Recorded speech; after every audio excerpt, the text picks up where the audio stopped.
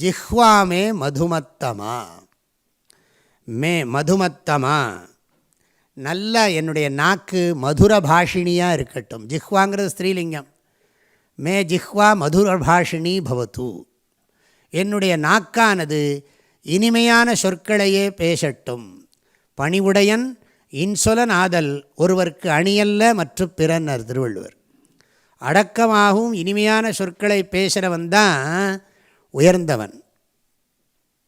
எப்போ பார்த்தாலும் எல்லாத்தையும் அப்படியே நைன்னு எல்லாத்தையும் தோஷம் சொல்லிகிட்டே இருந்தான்னு வச்சுக்கோ, எப்படி இவன் குரோ ஆக முடியும்?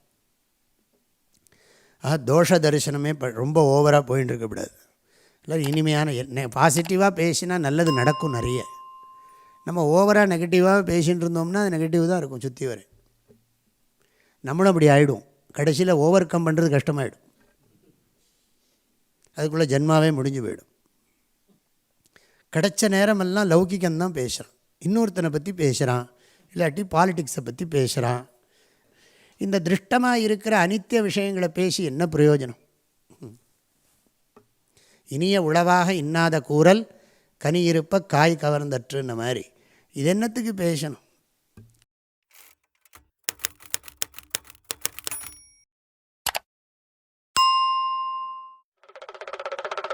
வாழ்க வள்ளுவம், வளர்க மனிதநேயம்.